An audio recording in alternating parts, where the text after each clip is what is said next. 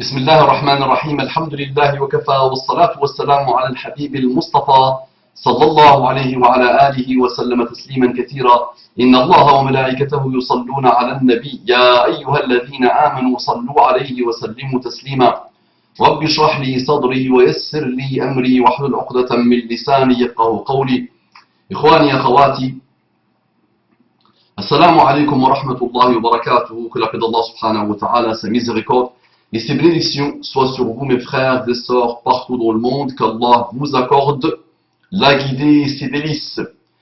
Mes frères et sœurs en humanité qui n'ont pas encore goûté l'islam et mes frères et sœurs dits musulmans qui n'ont pas encore goûté à l'islam, qu'est-ce que vous attendez?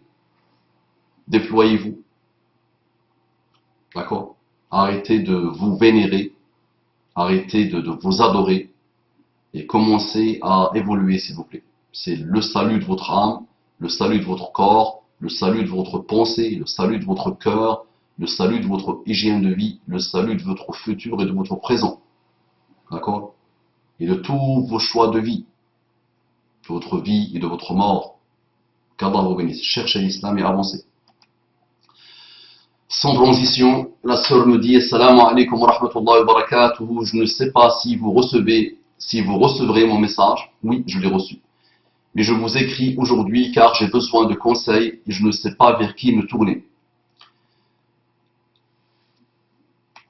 Toujours, et pas besoin de te le dire, mais je sais ce que tu as voulu dire, tourne-toi toujours vers Allah subhanahu wa ta'ala. Toujours. Mais je sais que je comprends ce que tu as voulu dire. Tu n'as pas dans ton entourage humain quelqu'un qui pourra te conseiller. Alors, la sœur est reconvertie, donc elle n'a pas de wali. Peut-être elle n'a pas encore de wali, elle n'a pas d'entourage musulman, elle n'a pas quelqu'un pour la conseiller. Et c'est vrai que le conseil est très important. Ayez toujours avec vous des gens de confiance pour vous conseiller, pour vous soutenir, pour vous entendre, pour vous aider, pour parfois vous secouer, pour vous rappeler à l'ordre. D'accord? Pour tirer vos oreilles quand il le faut. D'accord? Qu'Allah vous facilite et qu'Allah nous facilite. Je regarde vos vidéos depuis de nombreuses années. Qu'Allah vous récompense pour tout le travail que vous faites. Amin ya Rabbal Alamin. Et vos conseils sont toujours très bons. Donc, je me lance. C'est la bonté de ton cœur, l'excellence de tes comportements qui te font voir le bien en moi et dans ce que je fais, dans ce que je me déploie à faire. Et je t'annonce une excellente nouvelle. Allah dit dans le Coran, rappelle car le rappel profite aux croyants. Le rappel te profite. Donc, c'est un signe de foi musulmane et de croyance, alhamdulillah. Et en plus, il te profite, donc tu as des degrés très élevés, puisque le rappel d'Allah subhanahu wa ta'ala te profite. C'est une excellente nouvelle, alhamdulillah, pour toi. Et j'en suis heureux et je t'en félicite. Je suis une sœur reconvertie à l'islam depuis 3 ans, alhamdulillah. Les non-musulmans, faites comme votre sœur, s'il vous plaît. Faites comme cette sœur. Ce n'est pas par hasard qu'elle a ouvert son cœur à l'islam. Donc faites comme elle. Il suffit juste d'ouvrir le cœur et de vous débarrasser de la religion cathodique, la cathode, et vous allez voir, Inch'Allah, que l'islam est la réponse pour toutes les problématiques, tes problématiques et celles du monde. Il y a maintenant un an, j'ai rencontré un frère reconverti également depuis 3 ans et du même âge que moi. Nous projetons de nous marier, Inch'Allah. Une projection, ils ont fait une projection de se marier, Inch'Allah. Qu'Allah vous facilite. S'il y a le khayr dans ce frère, qu'Allah vous facilite. S'il n'y a pas de khayr dans ce frère, qu'Allah l'éloigne de toi. Si tu es un khayr pour ce frère, qu'Allah facilite ce mariage. Si tu n'es pas un khayr pour ce frère, qu'Allah éloigne de ce mariage de vous. Armez-vous de dua toujours aussi. Pose ton front par terre, concerte-toi avec Allah, fais salat al-istikhara, demande à Allah subhanahu wa ta'ala de t'aider, de te faciliter. Et travaille sur toi-même. Si tu es vraiment bien toi-même, tu auras quelqu'un de bien. Si tu n'es pas bien, tu auras quelqu'un qui te ressemblera. Ce frère me convient sur beaucoup de points. Déjà, donc déjà par rapport au j'ai rencontré ce frère, donc j'ai souvent fait des rappels, donc j'essaie d'attaquer chaque virgule. J'ai rencontré ce frère dans quel cadre? J'espère que tu l'as pas rencontré dans un McDo, et tu lui as dit je t'aime, tu m'aimes, vous avez commencé à échanger, mauvais, voué à l'échec ça. Et si jamais vous commencez comme ça, et c'est jamais trop tard pour arrêter et rectifier la niya et vous remettre en cause, ça peut se produire, tu peux sombrer parfois. Un moment d'affaiblissement, un moment d'égarement, un moment voilà, de faiblesse, tu peux. Donc si jamais ça s'est produit comme ça, s'il te plaît, jeune femme, vous vous êtes rencontrés dans des cadres non islamiques, rectifiez la niya et commencez à respecter, s'il vous plaît, dans votre relation, le cadre islamique. D'accord? Donc ça commence par quoi? Par une muqabala, devant ton wali, devant ton tuteur. Tu n'as pas de tuteur musulman. Parce que le kafir ne peut pas être tuteur. Donc ton propre père, s'il n'est pas musulman, il ne veut pas être ton tuteur. Donc, le hadith dit As-sultanu waliyu man la waliya lahu, si ma mémoire est bonne. Donc, une sorte de pouvoir. Celui qui a le pouvoir, le juge, le roi, le représentant de l'État, et le wali, celui qui n'a pas de wali. Et dans les pays non musulmans, le tuteur, le wali, peut être une personne, un responsable associatif, un imam, un président d'association, un membre d'une association, quelqu'un de ton entourage, à condition qu'il soit connu, reconnu par l'excellence de son comportement, son honnêteté et qu'il soit de confiance. D'accord? Donc tu fais ta muqabala, d'abord, tu rectifies ta niya, tu rectifies la relation, tu fais la muqabala avec ce monsieur, devant ton wali, devant ton tuteur, vous échangez, vous parlez de ce que vous voulez, vous vous posez des questions, une fois, deux fois, trois fois, quatre fois. Ce que tu veux, le nombre de fois que tu veux. Le nombre de fois nécessaire pour que tu puisses avoir une idée sur ce monsieur. Vraiment. Pas d'une manière passionnée, pas d'une manière mélangée avec l'amour, l'attachement qui est souvent satanique, maléfique. Il faut que ça soit raisonnable et raisonné. Et le rôle de tuteur, c'est aussi de mener des recherches sur ce monsieur, de l'apprivoiser, de lui poser des questions, de voir qu'est-ce qu'il vaut exactement. D'accord? Ça, c'est le rôle de ton tuteur, Inch'Allah. Ensuite, vous passez aux fiançailles.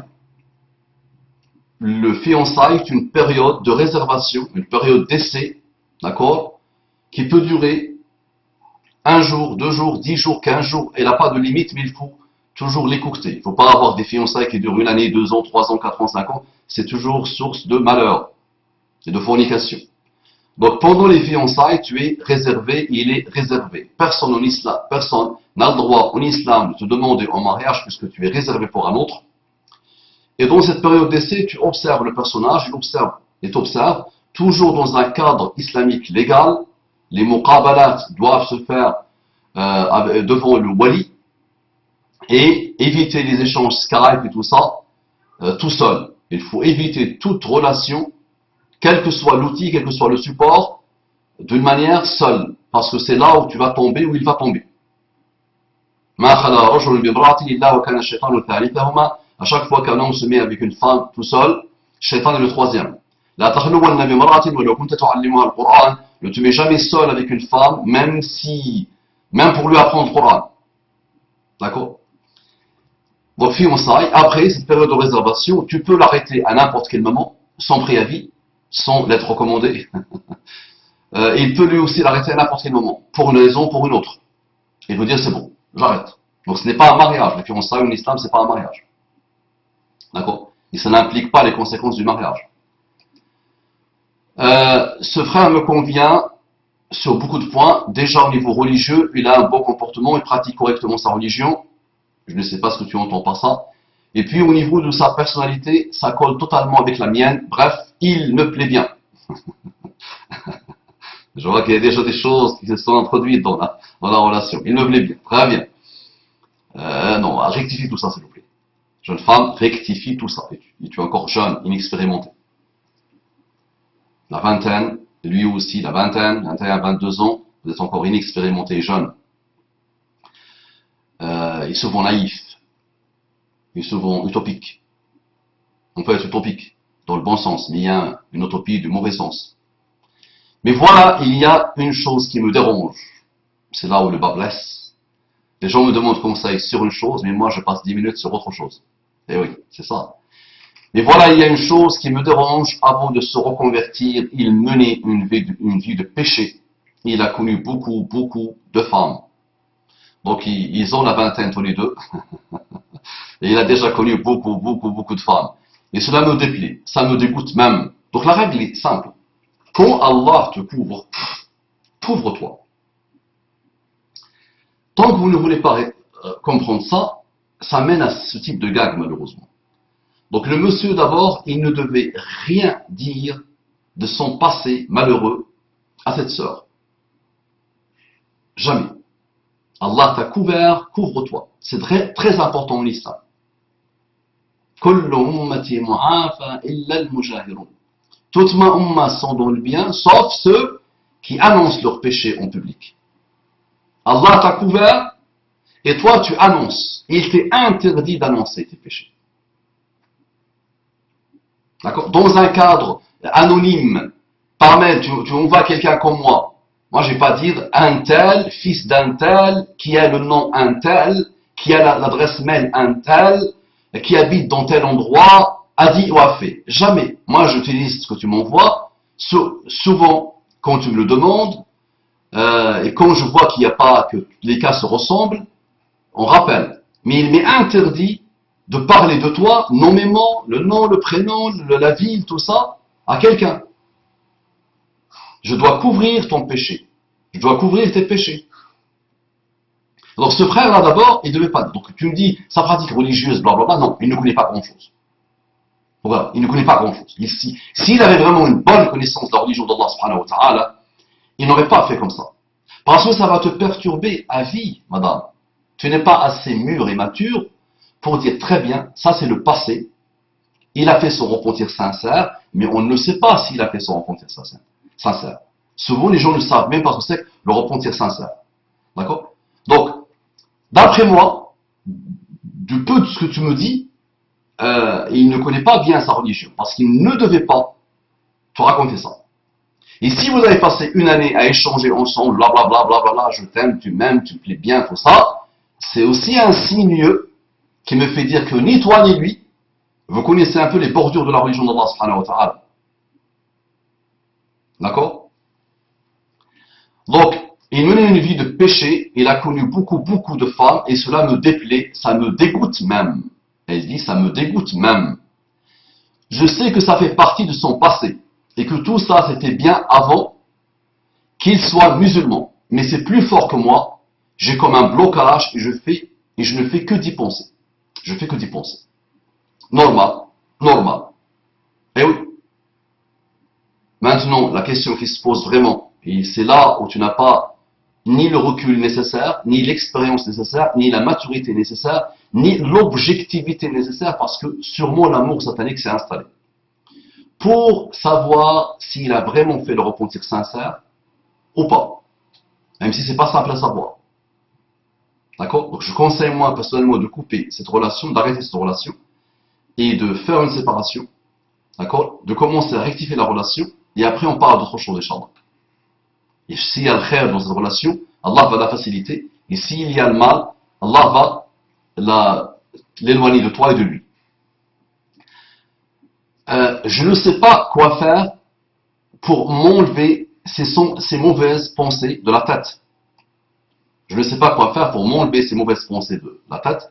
Surtout que maintenant, c'est un homme vraiment très bien, masha'Allah. Il a beaucoup de valeur. Il a vraiment coupé court à ce type de vie. Alors pourquoi j'ai ces pensées-là? Tu es un humain, un être humain.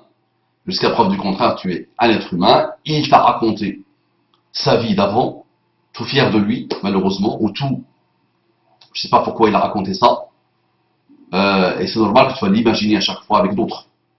Maintenant, s'il a vraiment fait son repentir sincère, si vous avez vraiment rectifié la relation, si vous bordez les choses, si vous vous soumettez tous les deux à Allah et aux préceptes de la religion d'Allah subhanahu wa ta'ala, si vous marquez une pause dans la relation, si vous faites des doigts pendant la prosternation, s'il vient te demander à ton wali, si, très bien. Je te dis, c'est bon, oublie s'il te plaît, tout ça, et sache que des gens qui à la base étaient bien, se sont mariés, et au bout de 5 ans, 10 ans, 15 ans de vie commune, de vie maritale, hommes et femmes ont commencé à forniquer. D'accord? Donc, ça ne veut rien dire. S'il a commis des péchés avant, ça ne veut pas dire qu'il va les commettre après.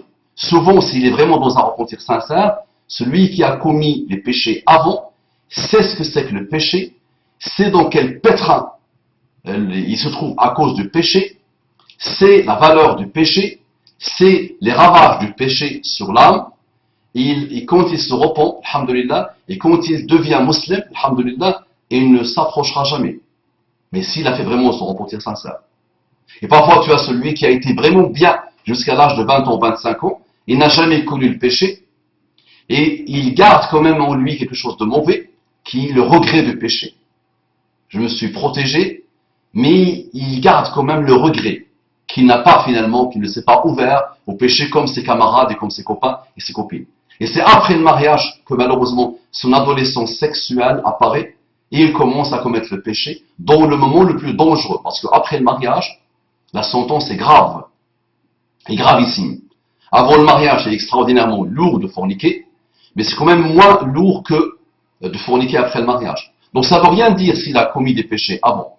D'accord? Maintenant, il faut vérifier vraiment, donner le temps au temps pour vérifier si il s'est vraiment repenti ou pas. S'il a fait vraiment son repentir sincère ou pas. Donc, surtout que maintenant c'est un homme très bien. Si vous pouviez me donner quelques conseils qui pourraient me rassurer, ça me serait vraiment bénéfique. Merci de m'avoir lu. Qu'Allah vous protège, vous et votre famille, et vous facilite. Amin, ya Rabbal Alamin. Je pense que je t'avais envoyé un message, si ma mémoire est bonne, pour un échange téléphonique. Si ce conseil ne suffit pas, Inch'Allah, si ces conseils ne suffisent pas, Inch'Allah, comme je t'ai demandé, donne-moi ton numéro de téléphone, les jours et les horaires qui t'arrangent pour l'appel téléphonique. Et si tu vois qu'au bout de quelques jours je n'appelle pas, relance-moi. Ça marche? Qu'Allah te bénisse, qu'Allah te facilite. Assalamu alaikum wa rahmatullahi wa barakatuh.